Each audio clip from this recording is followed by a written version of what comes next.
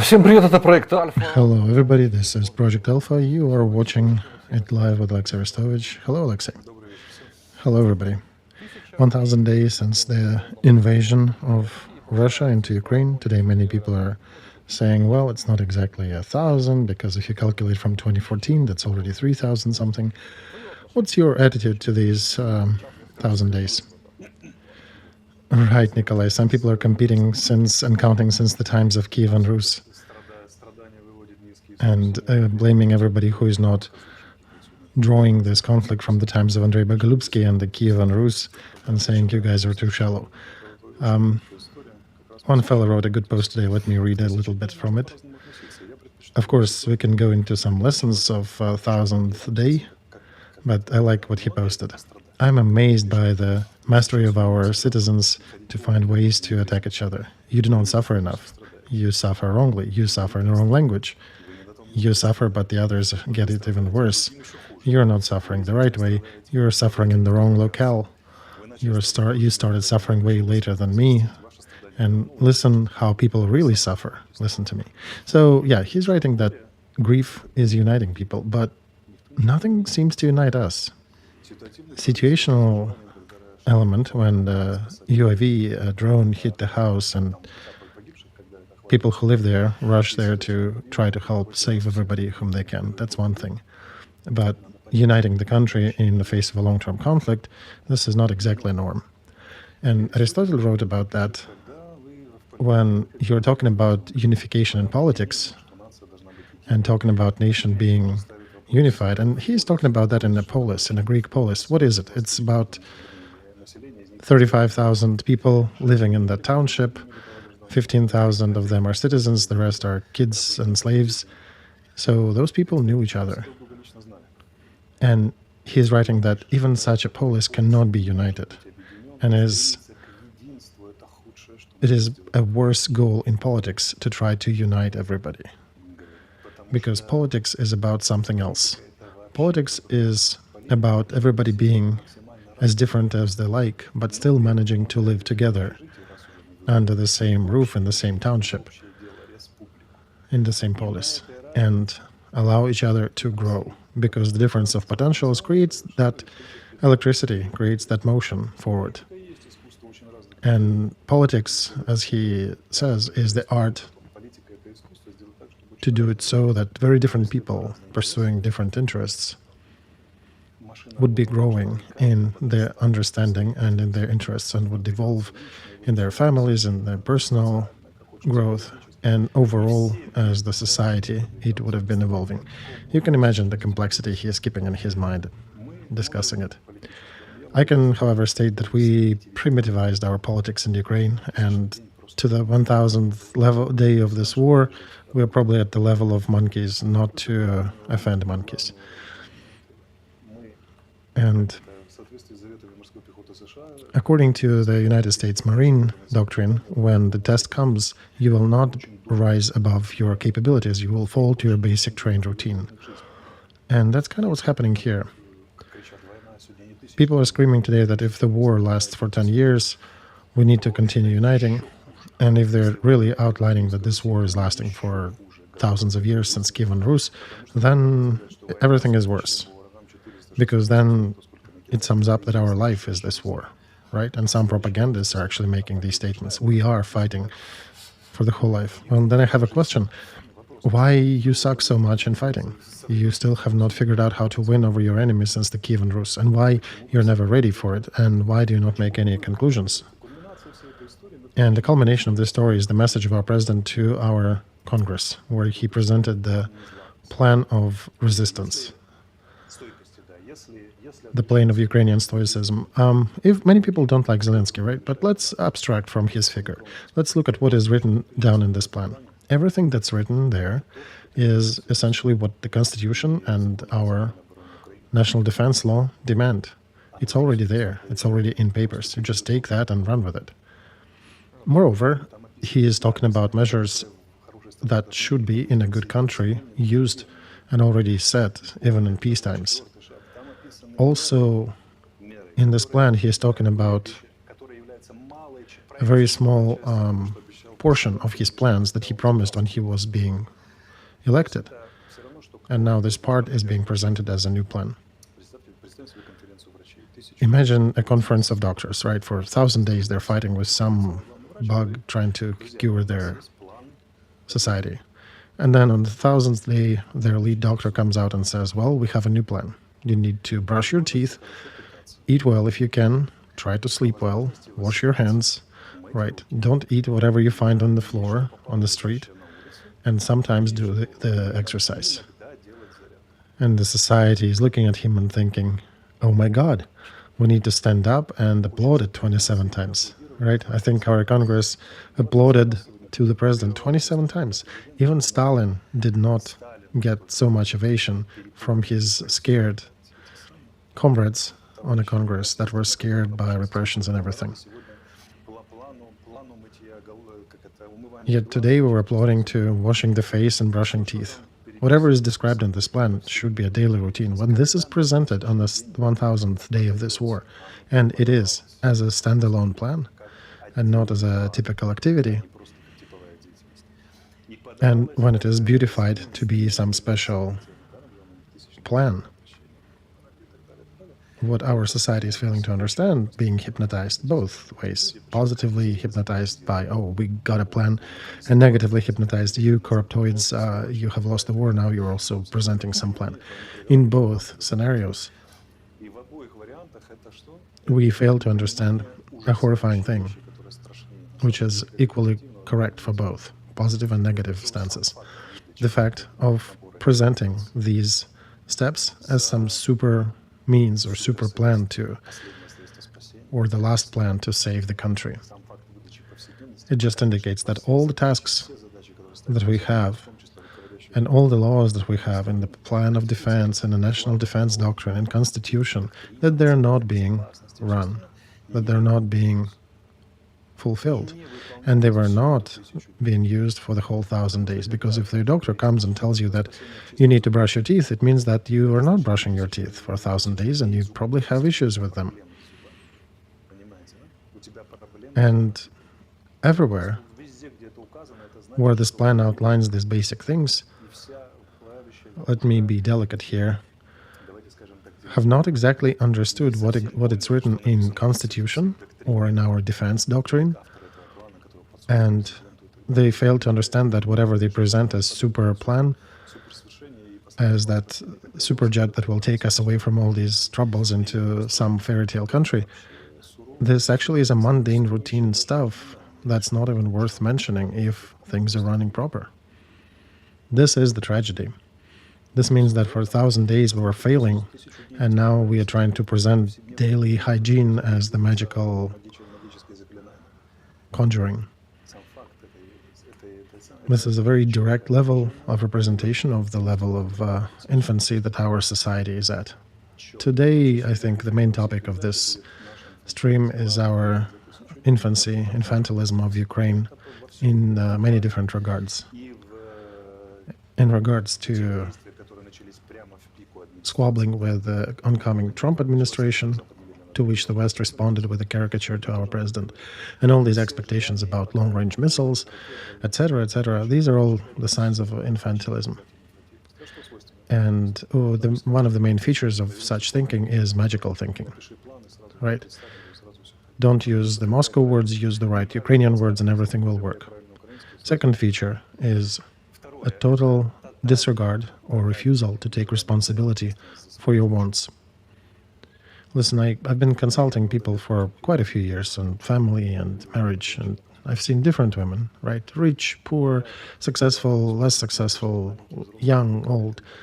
What does a woman want from her man? She has a very simple evolutionary formula, usually. The man has to know what he wants, and can want what he wants, and be able to take responsibility for his wants. Be responsible for what he desires.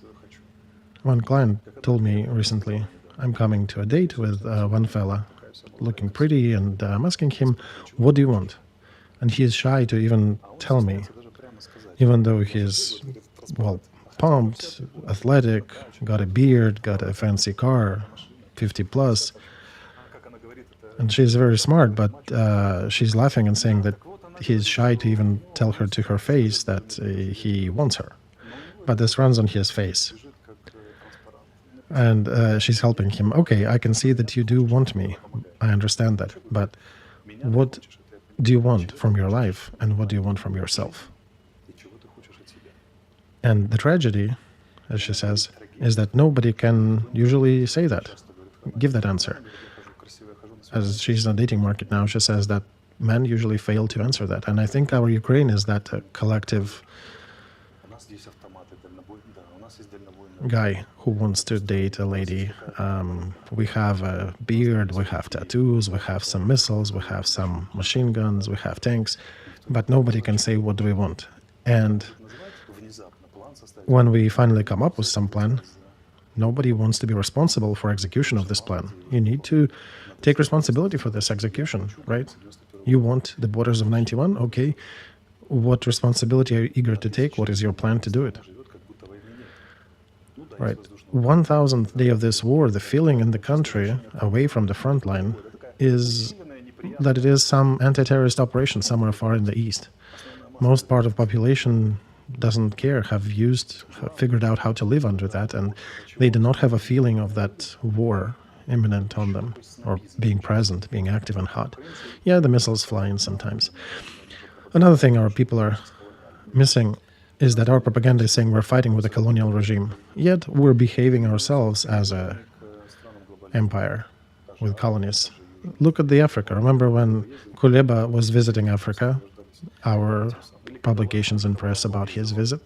Or even better, when Putin's Lavrov was visiting Africa, when he was signing some contracts with some Zambia about non-proliferation of nuclear weapons in space, everybody was giggling here in Ukraine, what is Zambia, right? What the heck is he doing there? They did not even understand why was he visiting them. But when United Nations start to vote for Russian suggestions and not for Ukrainians, that's when it starts to dawn on some of them, because he's actually going through this list of countries to make sure that they're on the same page with you.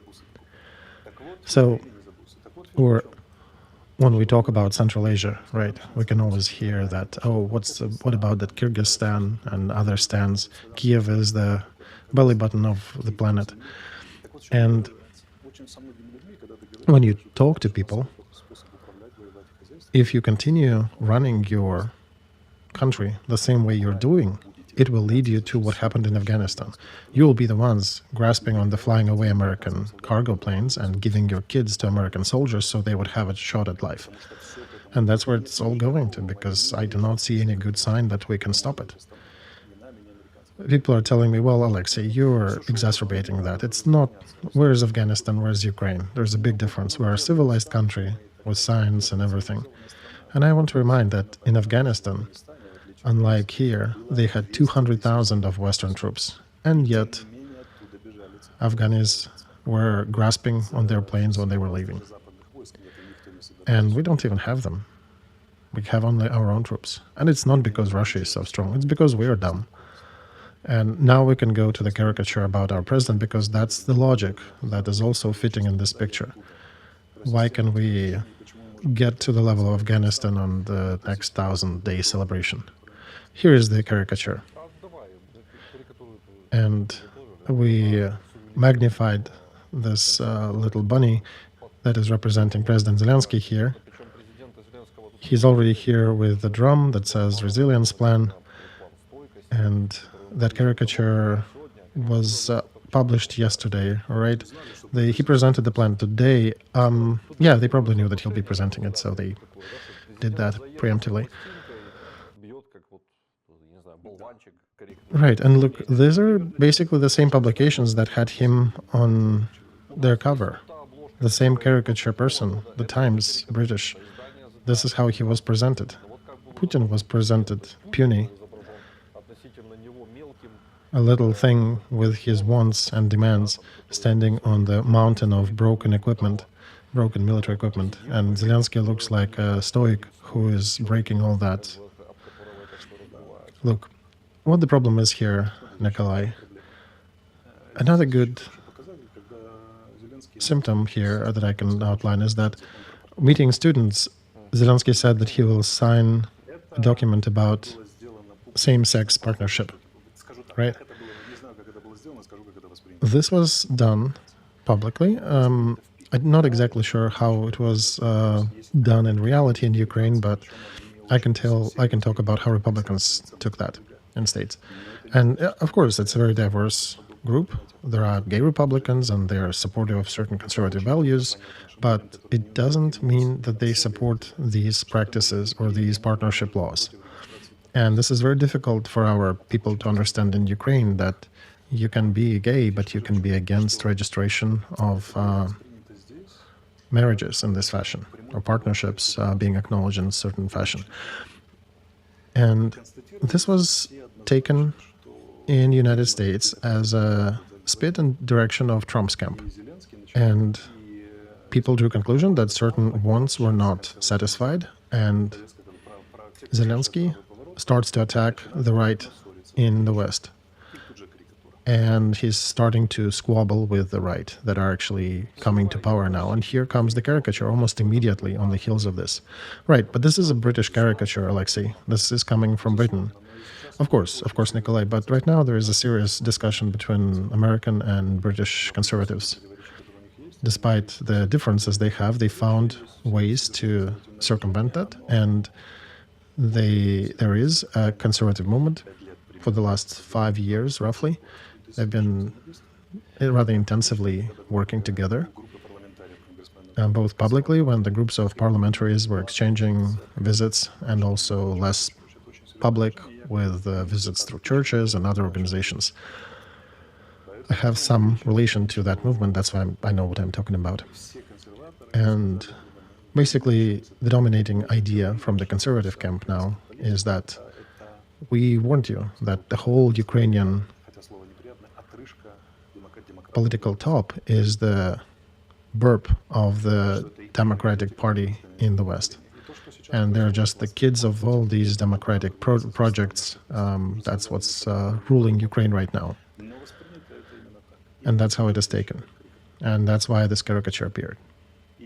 And whatever happens, it is being taken on our side, on the Ukrainian side, that we're given a very uncomfortable plan that we don't like, but we say no. And I start to get upset about that. Some people from Trump administration are calling us schizo. Other people are saying we're just mad. Others are trying to find some common language and saying, guys, you should not be doing it. But the black cat that ran between us and the Republican side of, conservative side of the West is probably of a mammoth size, or even a tyrannosaur, this black cat. This looks like we have chosen the vector, the course, to go against realpolitik of the West, betting on the strategy of miracle. And this was pronounced today in the message of our president, that we need to outlive somebody in Moscow. This is a message of a miracle strategy. We need to resist until Putin dies, and then everything changes. This is as if many Democrats here hope that they just need to survive Trump, forgetting that there is Vance following him, who will probably be more interesting, even in the Trump meetings, and Musk, right? And to all these lovers of the miracle strategy, I'm always asking, what guarantees do you have that the one who succeeds him is not going to be worse, that you will not be remembering Putin cherishly after that? But this strategy of let's wait for the Venks army to come, that will come and destroy the threats. So this so-called Venks army strategy is implying that we're creating a strategy around miracle, right? We're now looking for missiles as a miracle weapon. We're looking for some miracle to happen in Kremlin because we are just stubborn and we will outlive the enemy, etc., etc. And we never surrender, and the destiny always favors the ones like that, like us.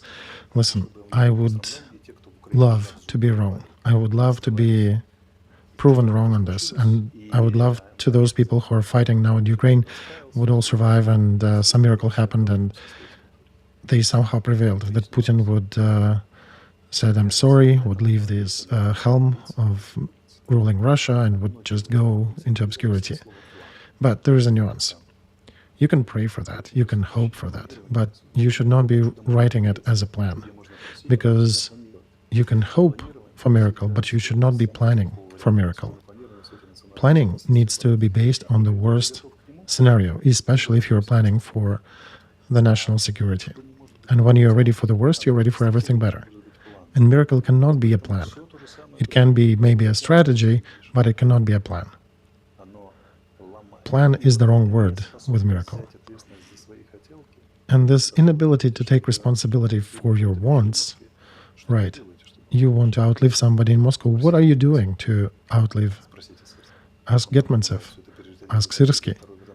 How are they helping the country to survive that? One in the economy, another in the military.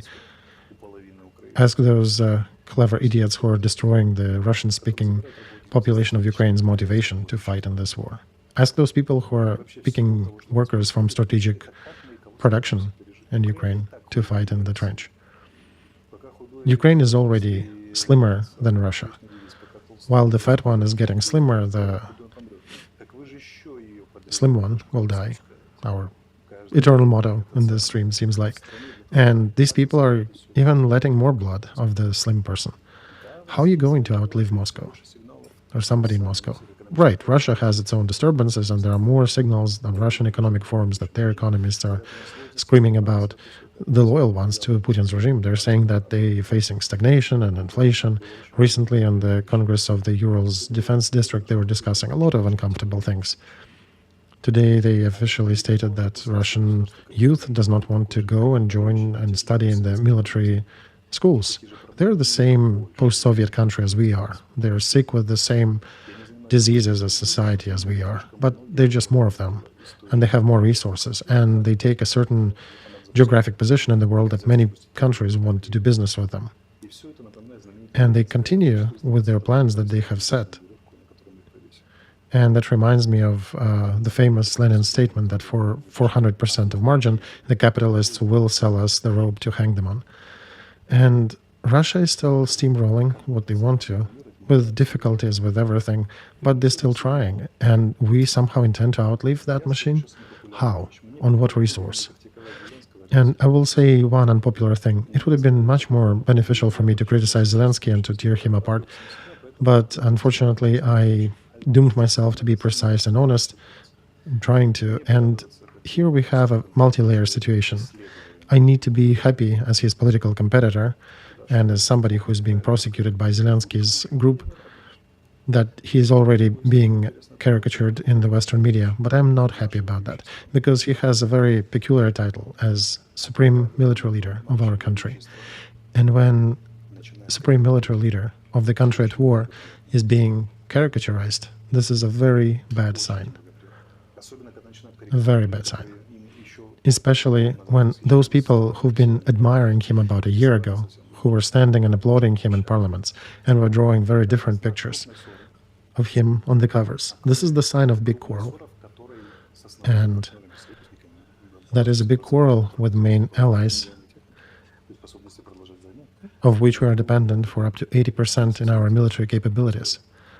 But this is only half of the issue. There is another, that we are being blamed for the loss in this war. Sullivan was pretty loyal to Ukraine and a Democrat and a person with special relations with Andrei Yermak. They're actually in good relations, almost friendly, working friendly, who's saying, guys, you are the ones to blame. We supplied you everything, I'm quoting him, Patriot Abrams F-16s, and you did not mobilize enough people for the front. On one hand, there is truth in his statement, because I said, and other military experts said, that F-16s cannot trump the right quantity of well-prepared infantry. On the other hand, the infantry cannot fight without weapons. And the West gave us maybe up to 28% from those 100% that we asked. Not to take Vladivostok, but just to defend ourselves. And look at what's happening now. Our favorite partners, who have actually positioned us in the role of Afghanistan, a trap for Russia, and did not give us arms even enough to defend our territory successfully, started to accuse us publicly in our lack of capability of fighting this war. and they're drawing caricatures of our military leader. This implies transition of responsibility. Their responsibility for our failure to defend ourselves is not less than ours. Starting with creating this situation with their democratic administration and ending with how much they actually supplied us. But even here, we should not be falling into the temptation to blame them completely for everything. We need to stop that. Yes, they gave not enough. Yes, they placed us in this position of a bait for Russia. Yes, we bought it line, hook, and sinker. And yes, they seriously underfunded us militarily to resist.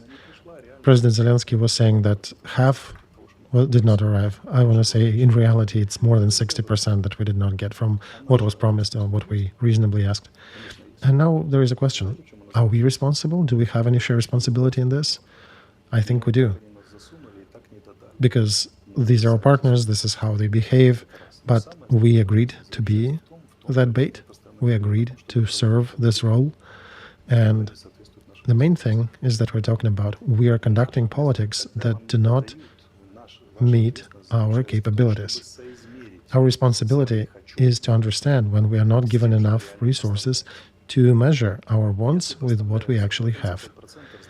If you're only supplied for 35%, that means the goals need to be corrected down to 35% and not to 110% like we did.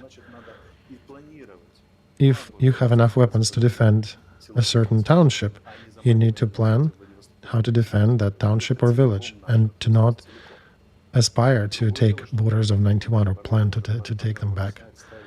The other thing is that, yes, sure, we should not run out of steam. We need to continue pressuring the partners to provide more resources, etc. I get it. But while you're planning the actual battle actions on the front, you need to be real. You need to be planning your actions for 35% that you have and not for 110% that you don't.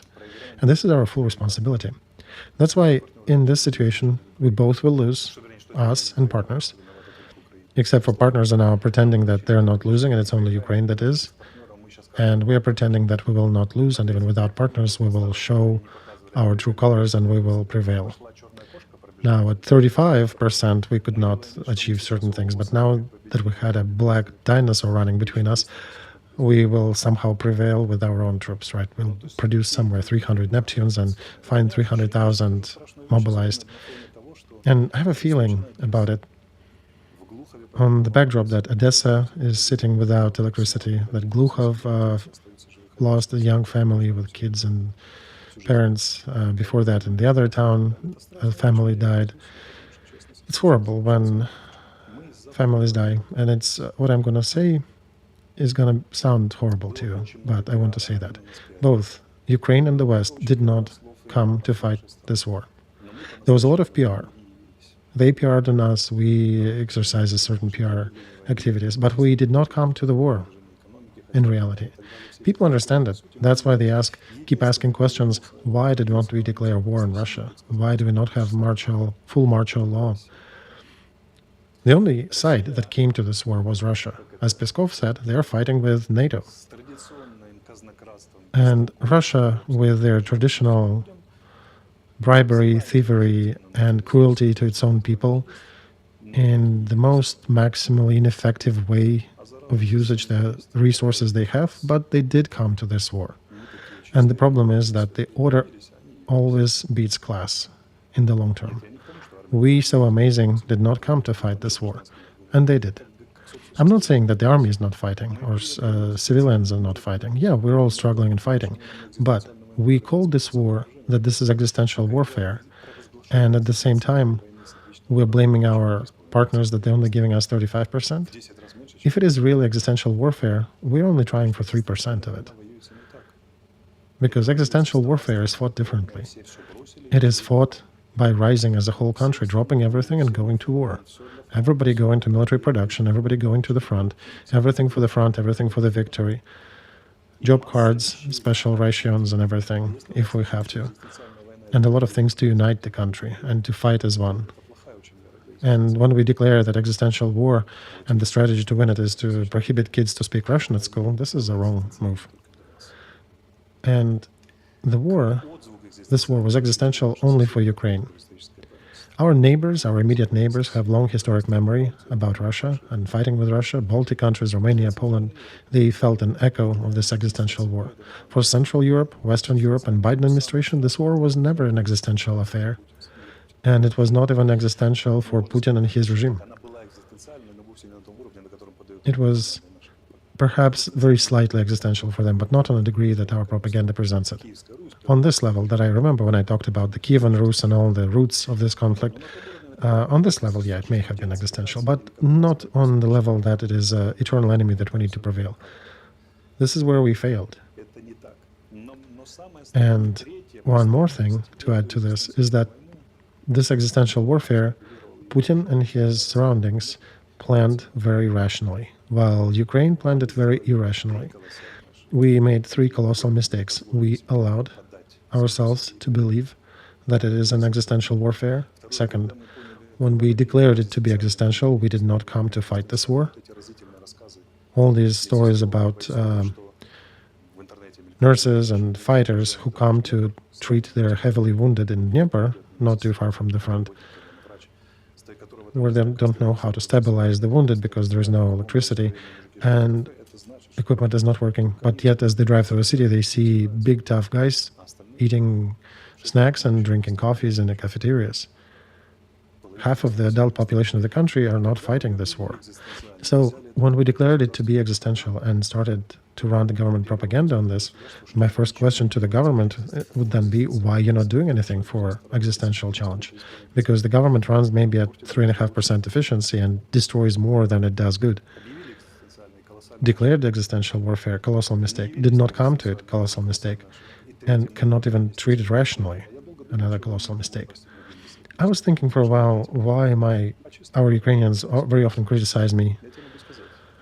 Not that because I care about it too much, but it's a peculiar exercise that I ran. My main difference and main line of attacks that I'm weathering is because I'm not taking this war as existential. I'm taking it as a modeled warfare, a very logical warfare by Russia. And people attacking me saying, how dare you say that about existential warfare? I'm, again, addressing that as a very logical, it is not an existential, it's a very logical war planned. And they try to counter me saying, look, Putin destroyed thousands of people near Avdiivka. If it was not existential, why would he do that? Well, it actually is rational for Putin to get rid of a lot of lumpen, a lot of low-class people, and use them in this war. Save some other more valuable resources. Propaganda is non-ethical, but it's working, unfortunately. And our double inability to fight the existential warfare, if we choose to call it existential, and second, to treat it as a rational warfare, because by the signs and everything, it is a very rational war between Democrat globalists and Putin, who just made a battlefront out of Ukraine. And to heck with NATO and Russia, it's already North Korea and South Korea duking it out here. We could have left this situation by two pathways. We could have treated it as a real existential warfare and go fight it. Or second, acknowledge that it is a constructed war, very sad, very bloody, very long, but it is an entirely constructed warfare, and that's where we would need to acknowledge our interests, not Western, not Russian, but our own Ukrainian interests, and pursue them effectively. These are the results of 1000th day of this war. It's difficult to challenge very cynical Western partners who at best provided 35% of what we requested, when we ourselves are only 3%, 3.5% effective, and continue pushing the West and continue saying that we are heroes. And all this is a direct pathway to the destiny of southern Vietnam. One simple reason: Trump is a businessman and his psychotype. He can be giving a lot of offers to the younger partner, but if they're resisting and saying no, he may say one day, okay. I heard a story, Alexey, several times, that Trump will maybe make an offer once or twice, and after that he'll probably let us run. Okay, imagine Nikolai, that he'll try to do it 50 times, even though there are people in his environment, in his vicinity, who are saying, no, we already understand what's going to happen. But still, let's imagine. when we are still stubborn and we refuse to negotiate, and when we take action counter to what Trump said, we're still drumming up that this war is endless, we will need to outlast Moscow. Trump is listening. Maybe one day he can come and say, okay, if you don't want to, then you don't want to, fine. And what will we do? Do you think the front will be able to stand? Because daily, we're still getting supplies from the West. If these supplies stop, do you think our front will still manage to hold it?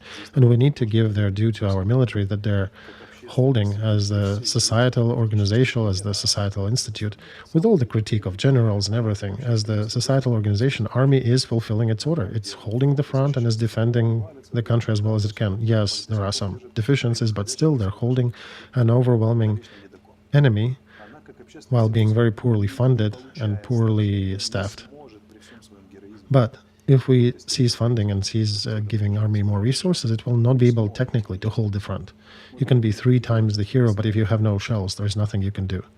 And Europe will not be able to hold us without the United States. And now the question, who, how, and why is organizing that? Is that bickering between the West, the United States, and us? Between the country that we're dependent by 80% upon and us? And why are we drumming up that don't listen to America, listen to our politicians? Look, Alexey, there is also another thing here. Not only the signal related to partners, this is just exacerbating or amplifying signal. Before that, Zelensky told to Ukrainian radio that Ukraine is an independent country and nobody will be able to make it sit and listen at the negotiation table. And even Musk posted that piece on his Twitter saying that Zelensky has a good sense of humor. Actually was not being a joke when Zelensky said that. Yeah, that was taken pretty badly in the United States, here in the surrounding vicinity of Trump, those people who will be forming his attitudes and policies. I don't know what is the intention of our country when we do that, but here it is taken very directly as action against Trump's administration. Do you think they'll be helping a lot to the country that is acting against your goals that you promised to your constituents? This is a very dangerous track, and we are on it now. I guess betting on who's going to be more stubborn, us or them. Well, I'll leave it to our viewers to characterize such policy with their statements, how they want to call it.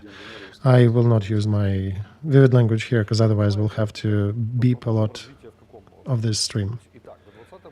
All right, Alexey, so let's look at this from a different angle. Till 20th of January, President Trump is not a president. He's president-elect, right? He's not in the office. So there will be ensuing actions related to the current Biden's administration policies. And they allowed Ukraine to use long-range missiles, which is also somewhat of a game changer. It was requested, it was finally allowed after one of the biggest attacks by Russia in the recent times, at least, on the energy objects of Ukraine, and immediately Ukraine got this permission. All this leads to an escalation in some form, and we can see that Russia is actually starting it. So even if there was maybe a conversation between Trump and Russia that they should not be escalating, that is the thing that unfortunately is happening, and Russia was the first country that made the step forward in this. Do I understand it correctly? Yes, you do, Nikolai. Remember, I talked a lot about the House of Cards, about different taxi drivers and New Yalta that I'm talking about here.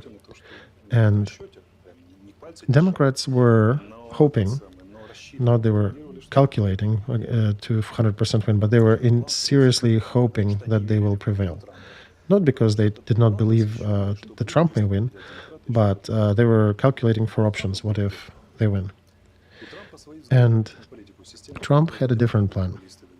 All the goals, all the bases that Biden's administration was agreeing about with the Global South, with Iran, with Russia, this will not work with Trump. So this plan is not going to happen. Trump is conducting his own negotiations in the open, in the concealed manner, but apparently Russians decided to show both us in Ukraine and Trump what will happen if Trump and Ukraine will not be negotiating much. And they conducted this missile hit on Ukraine. They've been saving some missiles for winter campaign, but this also is an instrument. And in Kremlin, their logic is that they're trading not for Ukraine to move or remove the troops from somewhere. The Russian logic is that they can trade what they can do, the harm they can do to Ukraine, and what they won't do. They're basically showing that their muscles saying, listen, if you don't listen to us, we can do this much harm. And they're showing what kind of harm they can do. And that's an example that they did recently. What will the elderly Biden do in response to their missile attack? What will Trump do to address this missile attack or an escalation? And they have a month and a half while Biden is not out yet and Trump is not in yet. And they're escalating the attack and watching what does the collective West do in return. And the collective West actually reacts rather sharply. They gave a decision that we were fighting for all these years. Immediately the next day after the strike, America allowed to use long-range missiles on Russian facilities, and there was already carried out an attack on the warehouses in Bryansk district, even though officially it was said that it was only allowed to use in Kursk district. But, they could have said only use it in Kursk, and we just used it wherever we thought feasible, because, Ukraine.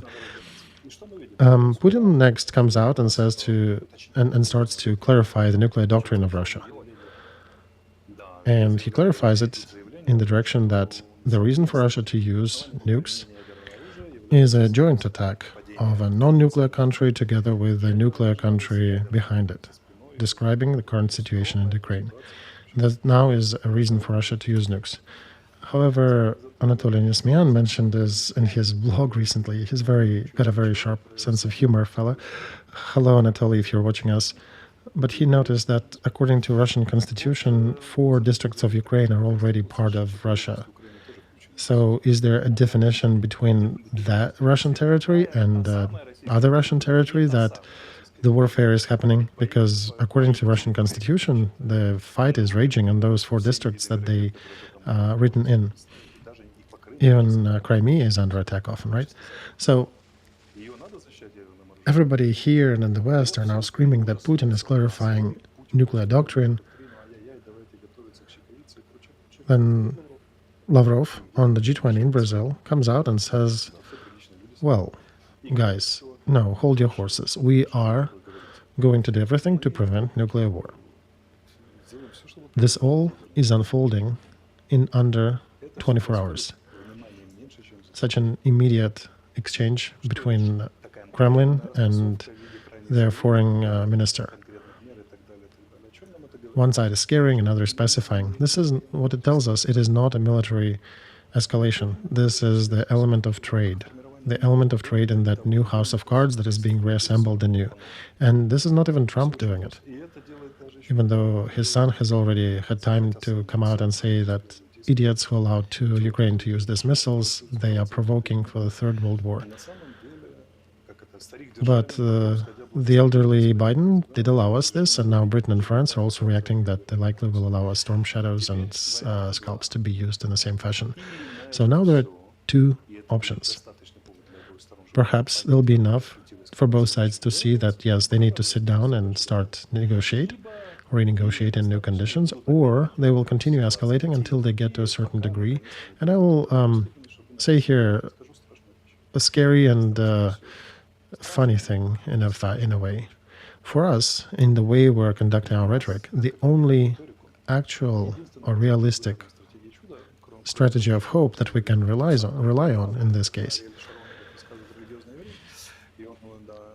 And people are discussing these plans seriously, by the way. I'm not bringing this as just brain exercise. Real politicians. So I'm not even talking about the voodoo circles. I'm talking about real politicians who are discussing that. That there is a simple exit that can grow from the root of our stubbornness, a big tree. Escalation into Caribbean crisis too. So the conflict that was modeled as regional is understood as regional by our allies and Biden administration and Global South and Russia, can be drummed up and escalated to the level of conflict of big nuclear powers. And then our problems become puny and are being resolved as a part of a bigger problem and resolution of not willing to be burned in a nuclear fire, or perhaps burning in the total nuclear fire. So the degree that we're escalating to, the degree of stubbornness and not surrendering, from my point of view and from some other people, is understood as the wish to escalate to the real nuclear war threat, and then essentially escalate it to a Caribbean crisis too, and pacify this conflict on new terms. Remember when we entered this year, I said that this is the basic scenario for Russia, to lead it to the scenario of Caribbean crisis and see if the West will fret and will take Russian terms. But we're seeing now that the West is not being afraid. And Lavrov's speech actually shows that at least Lavrov is concerned with that escalation. Not sure about Putin and Shoigu, but Lavrov definitely does not like the potentiality of a big nuclear conflict. So right now there'll be the fight of strategies and different groups on both sides. And there are some people suggesting harsh strategy in Russia, and groups in Russia that are suggesting to negotiate. And there's the same situation with different groups in the West. But for now, we can see that the score is 1-1. The West countered Russian escalation, and we'll see what happens next. Russia may escalate again. What will they do? Attack our energy system? Use tactical nukes somewhere? And now a question to our viewers, the real ones, not the Russian bots, but the ones who are thinking. Give me an honest answer. Do you believe that the West will step back in this game of blinking? You know, Alexey, I think Lavrov's reaction is maybe more of a reaction in the framework of G20 to pacify the Global South, because Global South do not want to hear the escalation. Of course, this was a message not to the damned West, this was a message to the Southern partners who absolutely do not want nuclear war and do not want to take any part in it. They want to outplay the West. They want to trade well with the West and change the areas of influence. But trading is not fighting. That's not what they want. They don't want the death of civilization. Both Chinese and Indians are talking about that. Because when they woke up in Brazil and they saw all these news about the changes in Russian doctrine, that's why Lavrov had a fire under his ass, so he had to provide some answer. He was probably demanded to make some statement, and he connected with Moscow. Of course, he would not come out himself, and yeah, he probably got the message, talk about something peaceful. So these are two signals we're seeing. Re-clarifying the nuclear doctrine, and then that's for the West, to pressure the West, and no, there will not be a nuclear war. This is for the South. This is a trade step. Of course, on our blood and the blood of Russians fighting on this war, but it's still just a trade. If the West would have feared, that would have been one outcome, but the West retaliated immediately. So it's interesting to see what's going to happen next. The West has a lot of deficiencies. On one hand, they're not ready, they're weak, they don't have production ramped up, they're cynical, but they're not afraid of escalation from what we see now. They're ready. They have planned scenarios how to counter that. They do not want this war to a maximum. Of course, this is a fringe scenario, right? International Yalta and all these policies are built on the assumption that big nuclear powers should not be fighting directly each other. A lot of proxy wars, of course, but never face each other. And it appears that they have some solutions and they're not afraid of Putin's moves. But I'm not the one who's going to be jumping and saying that Moscow is afraid, that it was just a huffing and puffing. Potential for escalation exists on both sides, and it is not fully escalated yet. And I want everybody to remember that even if there'll be some tactical nuclear hit on some empty space on the front, this is still trade. This is still trade getting to the extreme forms. The more extreme forms it gets, the more chances that it will come to some peaceful conclusion, that the trade deal will occur. I would even say that that may lead also to breaking the support of global South. Of course, Nikolai, Russia is losing the support of global South in this case. And that is probably the factor putting the main limits to the abilities of Russia to escalate, way more than the direct threat from the West to retaliate in some fashion. So our strengths are continuation of our weaknesses. Russia managed to become a global figure in a global South, but global South is now putting certain political limits on Russia's behavior. That's why instead of escalating as they like or as they could, they have to look behind the shoulder and check what does the global South think about it. That's why this political crisis, that Caribbean crisis too, even if it gets to that, it will be with looking behind your back at your allies, figuring out, please hold, or are you okay with my decisions? Soviet Union did not need to look at anybody when they were escalating. Russia does need to. That's why I'm saying, understand what's happening. Don't be afraid. Even if you live in Ukraine, try to find some sense of humor and some peace in you to see it as a big trade. End of the first hour.